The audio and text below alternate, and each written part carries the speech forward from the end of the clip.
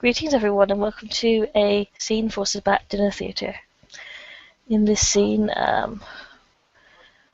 Raven is waiting in the woods for Bitte, but prior to this she has gone and captured someone she has been hunting down for a while. Just to make a quick little roll to make sure she actually managed this, spending a willpower.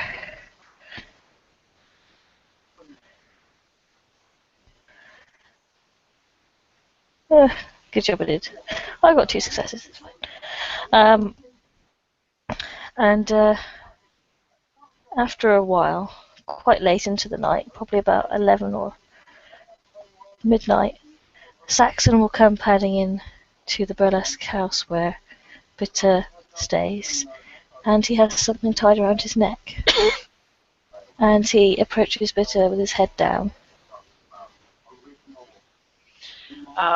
Bitte will be laying down on the floor inside the burlesque house, but she'll be laying on the stage.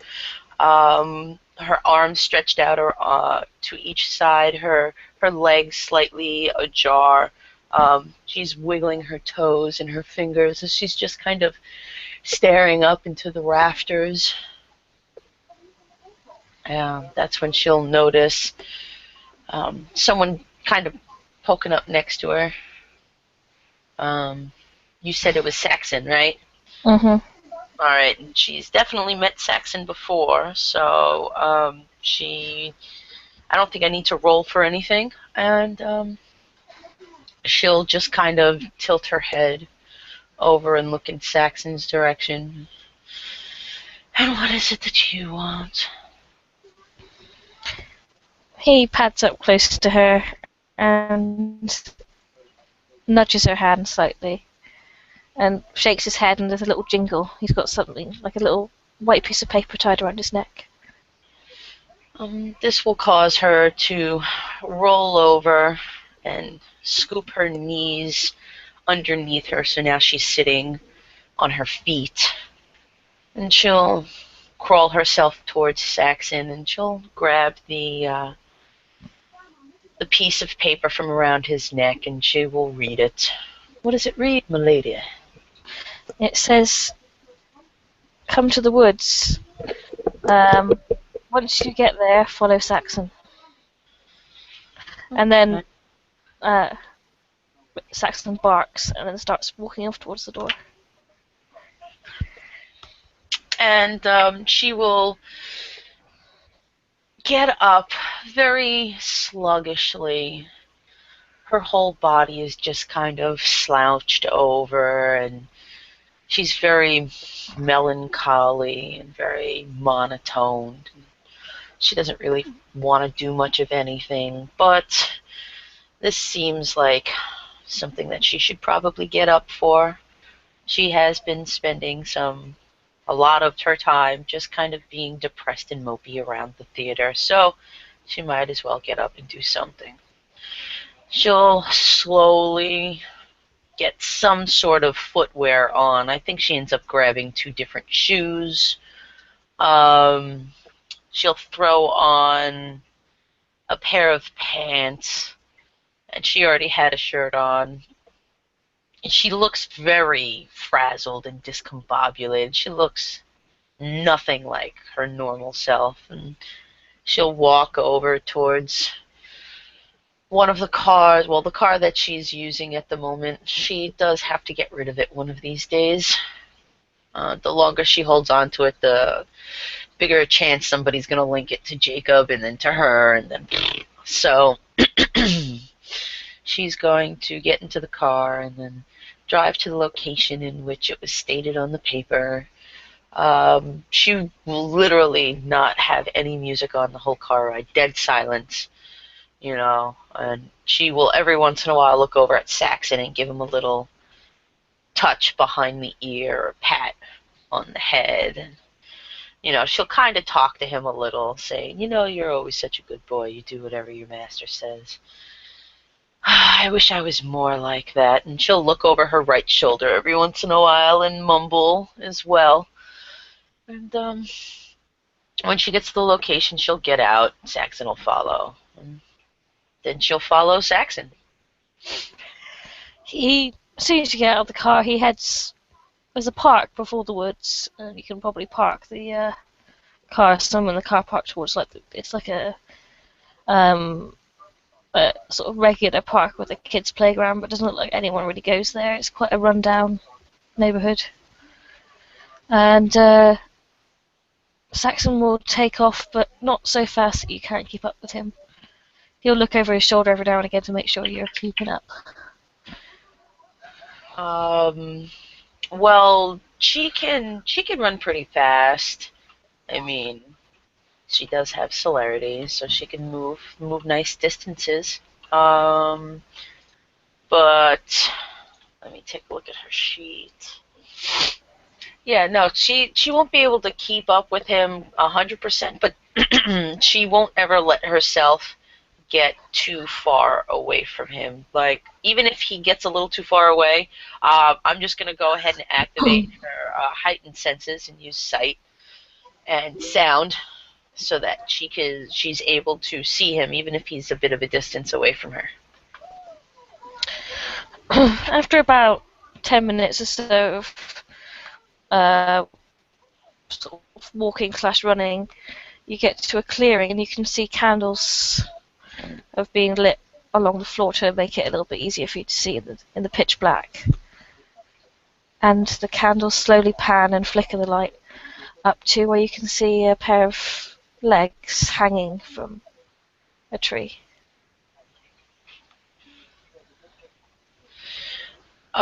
When she gets closer to the candles, they will actually be, brighter than normal, making her, squint when she locks eyes with each one of the little glints of flame. She's got Bitte actually has a deep down appreciation for it. She doesn't really fear it as much as others. So when she sees the fire and them being so small in candles, I mean, it's not like it's a big rip-roaring fire, so I don't think I need to do a check for anything. Yeah, not for a candle. No, so she'll walk and step over them, and she'll see the feet dangling from the tree. How high would you say the feet are from the ground? About 6.5 feet up. 6.5 feet up? Okay, so when she gets close, she'll actually, I'm going to just cause, I'm going to do perception investigation to see if I can find a stick around. Okay. That's 3. She finds a nice long stick. She'll grab it, and as she walks under the feet dangling from the tree, she'll tap the bottom of the foot and step over the candles. When you get closer to the body, you can see it's the body of a man in his early 30s, late 20s, early 30s. He's wearing sort of dark jeans, black shoes, a polo shirt, and he's got short, cropped black hair. And he looks like he's breathing ever so slightly, but he's passed out. He's been tied quite intricately up, not around the neck. He doesn't seem to be intended to kill him, but he's sort of bondage tied to the tree. Nice. As she steps over the candles and she takes a good look at whose feet are actually dangling, she'll keep the stick raised in the air and then just start tapping the feet a couple more times just to see if the person is completely out. He's out. He's out for the count right now. Okay, so each tap will get just a little harder. It'll start as a tap, and the last one is going to be a crack to the foot, just to the toes of the feet, just to see if he wakes up. Oh, your face is amazing right now. I'm sorry. Apologies to my faces. I can't actually see what I'm rolling, so. You're going to need to roll against that in a second. Okay. However many successes I got. 1, 2, 3, 4, 5. 4. But the guy, he flinches, and you can see his eyes sort of starting to try and open. They look very heavy. Mm. And as she notices that on the gentleman, she will start looking around for Raven, because that's the only person, and she'll call out, Raven, guessing this was yours. You were the one that called me. Where are you? Perception alertness. Against 5. Because stealth monster. 3. You don't notice anything. It Oh seems wait, I already have my senses on, so wouldn't it lower uh, it to 5? yeah, it makes your perception It rolls like by half if you're using heightened senses. Yep. So bang, I actually have 5 successes. You don't see anything first of all, but then um, usually defender wins, but that's not drugs that. You don't see anything first of all, but after a few moments, you see something up in the tree above you when you're looking at the body, and a hand dangles down, and then a foot, and then Raven jumps from the tree and lands next to you in a crouched position, smiling. Um, Bitte showing just a little bit of her actual quirky self as she sees Raven jump down into the crouching position next to her. As Raven's doing that, Bitte will kind of turn her body and sit down on the floor, Indian style, just as Raven's landing crouched next to her. And she'll turn, as she's sitting, she turns so that she's looking at Raven and says, now what is this that you have here? And she'll point up at the body. A picnic. And then she'll just kind of lean to one side and look around. And she'll look the other way. She'll notice the candles again. A picnic in the park with candles and a morsel to feed on. Now, why would you do something like that? I've noticed you've been playing around in the nest recently and not eating as well as you should.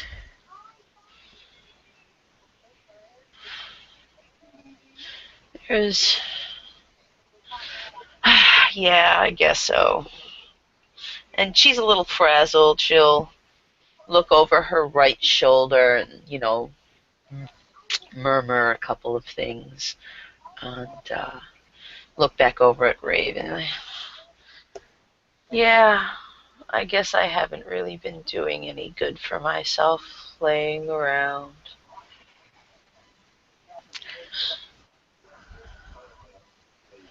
But why go through the trouble of doing something like this for me?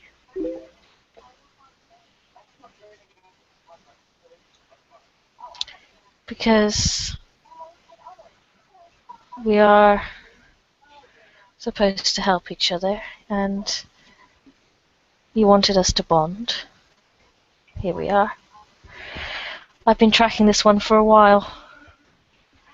It's a hobby of mine. He's especially repulsive as a living creature. Hmm. And she'll get up from sitting down on the ground and she'll give Raven a little pat on her head and she'll start walking towards the body, just kind of circling around its feet, examining him and the way he's strapped to the tree. And she'll look back over at Raven. So, Does he have some sort of importance? He's on the run. Skipped his parole. The things he likes to do, I find detestable. So, you bring him here to us for a picnic because of his sins and the fact that you reject the way he is. He is not serving any function as part of a survivable human race, and therefore he is willing and able prey.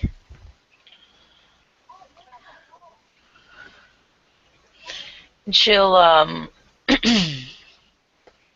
walk and step back, look up at the guy again, looking at the curves of his face and the shape of his body.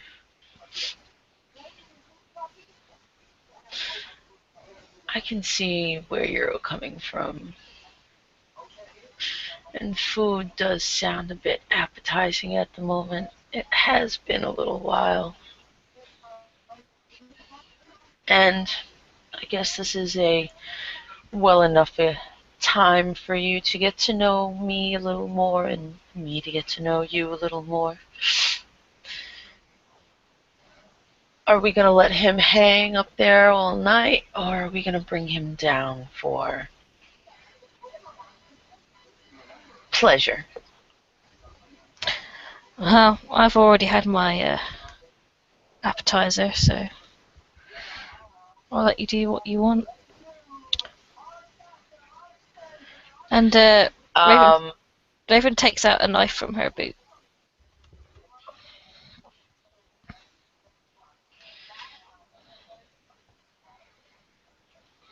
oh, do you want me to cut that down? Because I figured since you're the one that got him up there, you can at least bring him down for me. Raven, you see like a kind of a smirk on Raven's lips, a slight glint in her eyes, and she okay. She goes, Oh, wait. You know what? Something just came to mind. Better yet, fetch me a stone that I can stand on. I'd okay, like to see if something would work.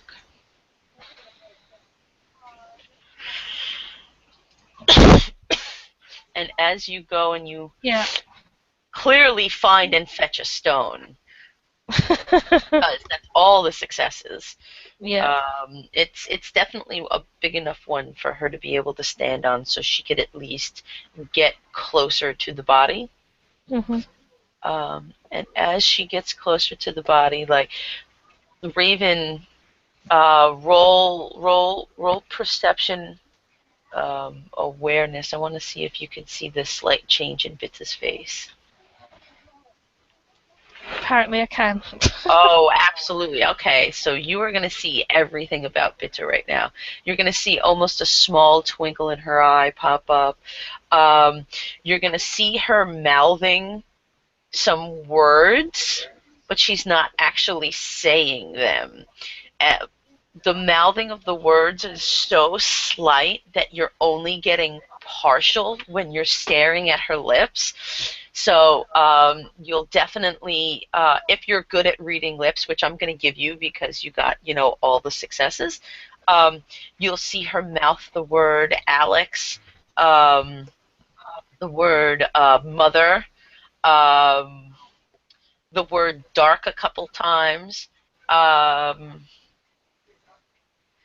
uh, you'll probably see her say mouth Alex a few times, actually. Just things like that. Um, and then you'll see a small up curl from the left corner of her mouth, and just just like her body instantly changed from being this slouched, like shut in, like upset, to it like almost opening to a better mood. Okay, she's still all blah, but it's starting to open, and she'll go, and seeing as she's about height to the guy's like calves. Okay, so head height to calves, so she's able to reach up high enough to get to chest, but seeing as she's around the calves, she'll be looking at the toes, and she'll with these like mutterings, with the mouthing of it. There's a whole lot of other things that I'm going to tell you outside of the scene, or that I have to tell you later, because right now I don't necessarily know a lot of the words that I want her to be saying, but I know that I want her to be saying them in the scene. So I'll tell you when I figure them out, and if an ST wants me to tell them, I'll tell them too. I'm just, because I don't necessarily know. And then she'll slice the bottom of the foot, hoping to get some blood. There's probably not going to be much of it, so then she's going to go to her underneath the toes and nick all of them, like the soft, fleshy parts underneath the toes, and have them dangling. Um, and as that's happening, she'll go ahead and start licking just a little underneath, and she'll make slices with your knife, of course, to the underside of his heel and his Achilles tendon, kind of just like destroying the man's feet. But with all of these slight slices, that's just enough to make the blood flow, but are in such sensitive spots where it's gonna fucking hurt. And then she'll start slicing up the ankle and up the calf. And the more she does this, the more furious the words are on her mouth, the more she starts to smile, the more she looks over her right shoulder, and the more into it she gets. Um, hey, question, Lisa, because you're a bit more experienced than me. I'm thinking maybe I need to do a roll, because I'm kind of letting myself torture this guy to a certain point, but I'm not sure. What, what kind of role? I mean, I'm Um, assuming it's stuff you can do on your path, so it's not going to be any sort of path test. well, yeah, I could do this, and that's why I'm having her mouth these things. Um, because it's kind of like the way for her to be able to be with the path without actually getting herself caught by saying them out loud. hmm Um, but I mean, I'm pretty sure with the I don't want to kill him. That's my whole thing, and I have a feeling that if I just keep going with her right now, I would have made so many slices in the bottom half of this I guy's mean, body that he'll he's be. lost. He's lost 3 points of blood already, Oh, and he's been sort of knocked out. Could lethal. You're going to kill him. That's, okay, so then you know what? I'll just. but I'd. But would you know that? And I don't think so. No, I don't. So it's not like um, I would know where to nick an artery or anything and like that. maybe a self-control role, because if you're enjoying it so much, you might not want to Oh, stop. yeah, no, that's what I was looking for. Okay, yeah, because she's enjoying it. She's growing more happy with every time she does more, having more blood flow, because what she's gonna do afterwards. But I don't want her to kill him, so I'd like self control. Well, Mhm. instinct. Wouldn't instinct make it so that I ride the wave and I can control it? Well, see what you roll first. It's Yeah. not. It's not. It's not a frenzy roll. It's Yeah. staying in control of yourself. Okay, Okay. so Yeah. so you're in control of yourself. You feel yourself. You're enjoying it, but you're just keeping on the edge right there.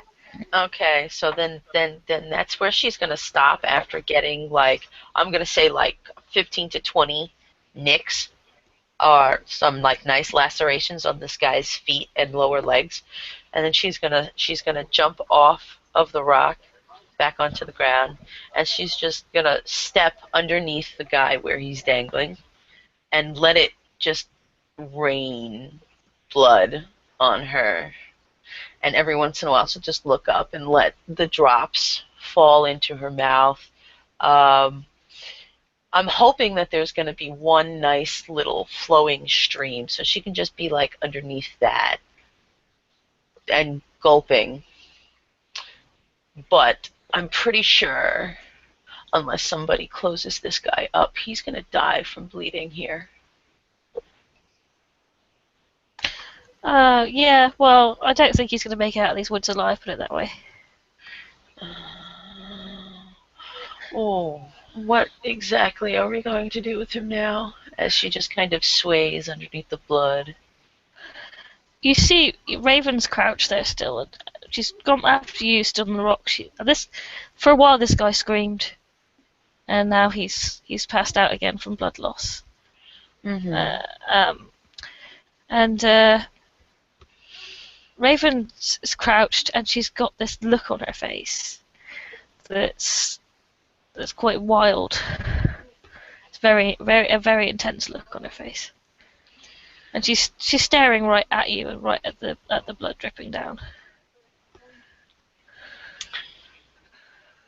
Bitte will open her eyes and she'll look down at Raven. And at this point, Bitte is going to be like splatters, some trails. Her clothes are going to be, pretty wet, dripping all the way down to, her mismatched shoes. And she'll just kind of do like this. Look at Raven like, why are you staring at me with those eyes right now? What is it that's happening inside your head, Raven? I thought this is what you wanted, to get to know me a little better. As she just continues to twirl and sway underneath the blood. If you're compass mentis enough, then you can make a perception empathy roll.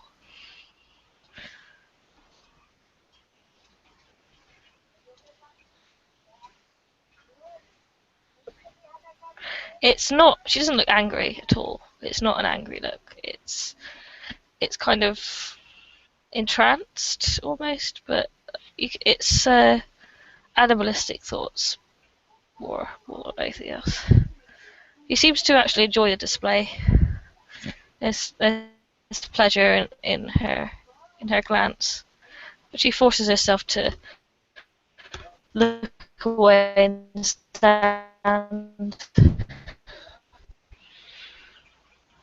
As the blood starts to lessen and some of the nicked And areas stop dripping completely,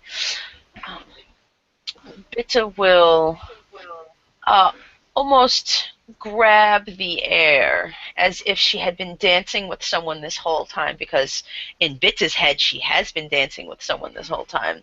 She will dip the person, lay a huge kiss in the air, and stand up, bow, walk out from underneath, look up at this faded person, and oh man, I'm really going to do this right now.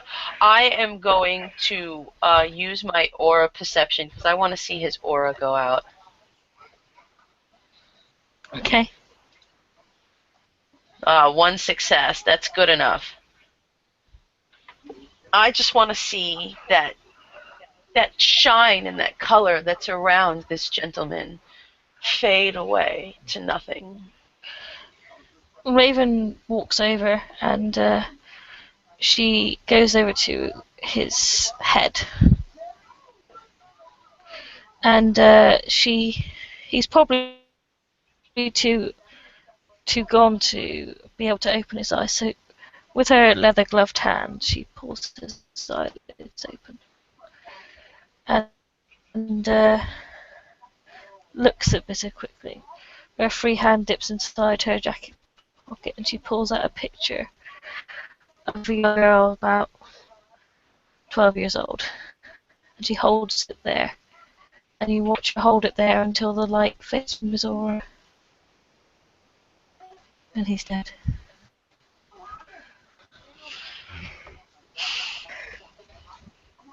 Bitte will have a large smile on her face, and as she was watching the aura go, she would have turned around again and laid down on the grass, and as she's laying there, she would have gripped a huge chunk of grass in her hand to mimic as if holding someone's hand.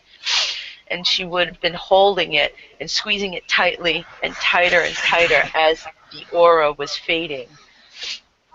And once the aura fades away, that's when she just completely lets go of the grass and the smile, and she gets up and she looks at Raven, and the smile will stay there, at least for the night. And Bitte will be very happy with the gift and the picnic that Raven has shown her. She will just simply, with blood-soaked clothes and red everywhere, she'll just look at Raven and hold her arms open as if for a hug.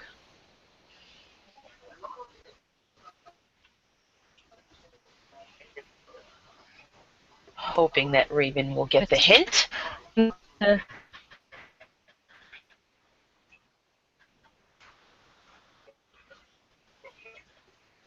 on yeah. And she's for a hug, but it's more of like lowered like that. And More than she's enough for Raven.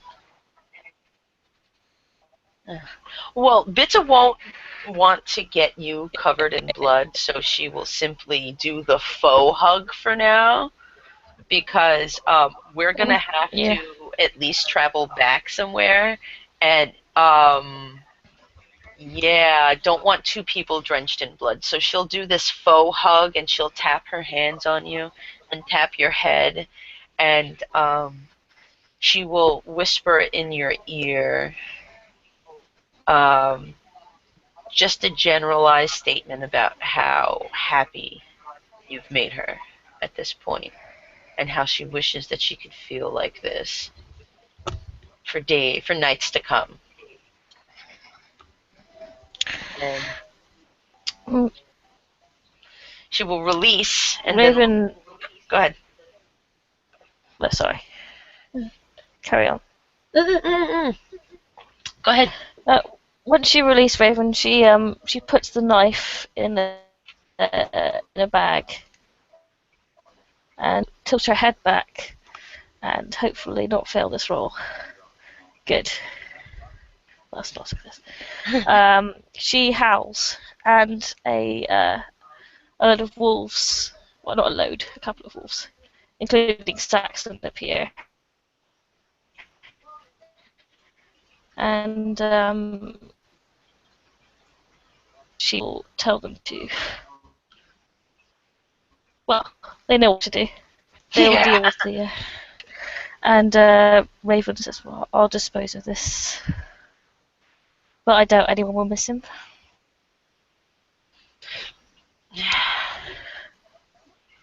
And before the wolves start devouring this guy's body,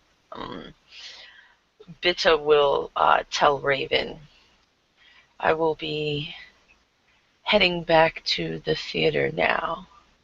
If since we are done with our picnic, would you like to join me, or do you have other Not. means of?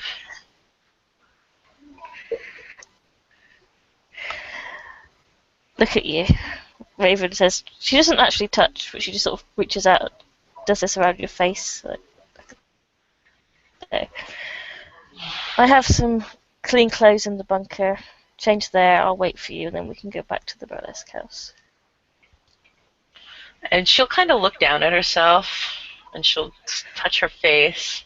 She'll look at her hands. Oh yeah, I almost forgot I did that. And she'll go to this bunker that you said, and she will